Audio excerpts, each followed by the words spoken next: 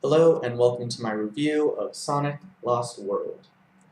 Sonic has been on an upswing lately due to Sonic Colors and Sonic Generations, both being great examples of why gamers fell in love with Sega's mascot in the first place.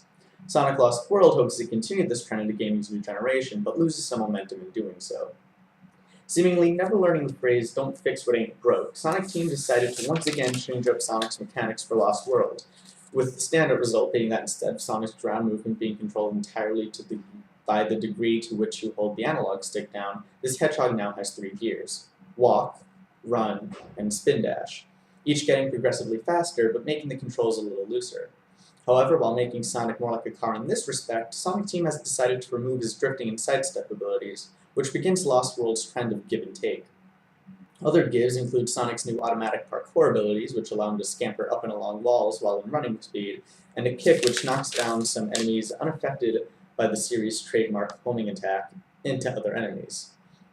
Level design adapts this give and take philosophy into stop and go, taking advantage of the new gear shift mechanics. Taking place on Mario Galaxy-inspired floating planetoids and a three-dimensional surface, levels try to balance moments of accelerating speed in the running and spin dash modes with more careful platforming and exploration while walking.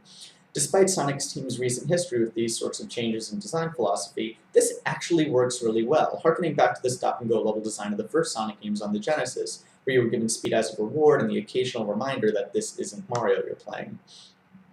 Sonic Team does insist on its gimmicks, however, and the record remains as spotty as ever.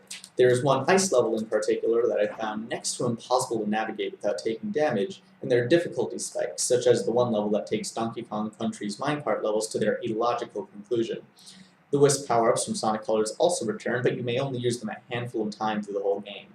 Boss fights, including the final one, are generally so easy that I'm mentioning them only in this one sentence to say that they exist.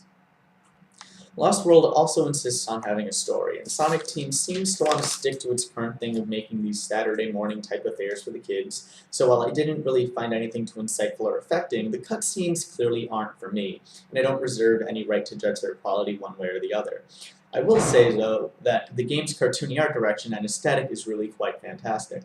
Lost World is more stylized than Sonic's been in a while, and I think it really works for the series. The thick lines, the zigzaggy angles, and the bright primary colors give the game a distinctive and very fun look and feel, and there's a great translation of the style used for the classic Genesis games. Music, too, remains one of the series' strong suits, with the soundtrack providing a great background for the game's action. Sonic may stumble a bit in this new generation of gaming, but it takes you in stride with another game that I can easily recommend to fans of the franchise. It's not as good as the trip down memory lane that was Sonic Generations, but for a game that stirs the pot quite a bit, Sonic Team doesn't make the same mess that they've been capable of. At the very least, this generation debut is leagues better than Sonic's first game of the last generation.